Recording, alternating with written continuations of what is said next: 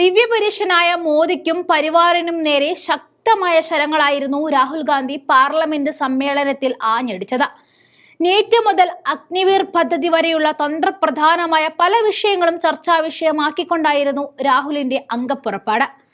അതിനിടയിലായിരുന്നു മോദിയുടെ നെഞ്ചിൽ തറക്കും വിധം അയോധ്യ വീണ്ടും രാഹുൽ വിഷയമാക്കിയെടുത്തത്.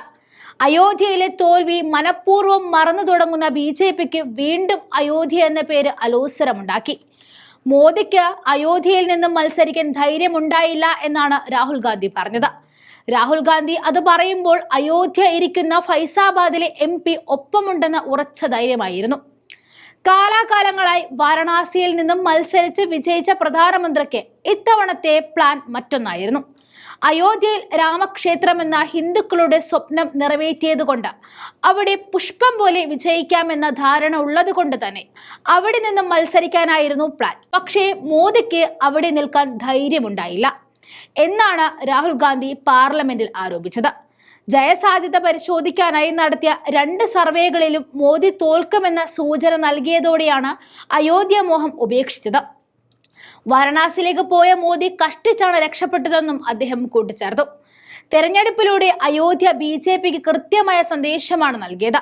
രാമക്ഷേത്രത്തിന്റെ പ്രാണപ്രതിഷ്ഠാ ചടങ്ങിൽ അദാനിയെയും അംബാനിയെയും ഒക്കെ ക്ഷണിക്കപ്പെട്ടപ്പോൾ അയോധ്യയിൽ കഴിയുന്നവർക്ക് ക്ഷേത്രത്തിനടുത്തെത്താൻ പോലും കഴിഞ്ഞില്ല എന്നും രാഹുൽ ഉന്നയിച്ചു. തെരഞ്ഞെടുപ്പിൽ തോൽവിയുടെ രുചിയറിഞ്ഞ ഭരണപക്ഷത്തിന് നേരെ കടുത്ത പ്രയോഗങ്ങളായിരുന്നു രാഹുൽ ഉന്നയിച്ചത്. അയോധ്യ എന്ന വാക്ക് ഉപയോഗിച്ചപ്പോൾ തന്നെ മൈക്ക് ഓഫായി എന്ന് പറഞ്ഞ രാഹുലിന്റെ പല പരാമർശങ്ങളും മോദിയെ തല കുമ്പിട്ടിരിപ്പിച്ചു എന്ന് വേണമെങ്കിൽ പറയാം. അയോധ്യയിൽ ജനങ്ങളിൽ നിന്നും ഭൂമി പിടിച്ചെടുത്ത് എയർപോർട്ട് ഉണ്ടാക്കി. ഇതുവരെ നഷ്ടപരിഹാരം പോലും നൽകിയിട്ടില്ല. അയോധ്യ ക്ഷേത്രത്തിന്റെ പ്രാണപ്രതിഷ്ഠാ ദിനത്തിൽ അയോധ്യവാസികൾ ഉണ്ടായിരുന്നില്ല. അവരിൽ മോദി ഭയം ഉണ്ടാക്കിയെടുത്തു. അവരിൽ നിന്നും കെട്ടിടവും ഭൂമിയും കവർന്നെടുത്തുവെന്നും രാഹുൽ കുറ്റപ്പെടുത്തി.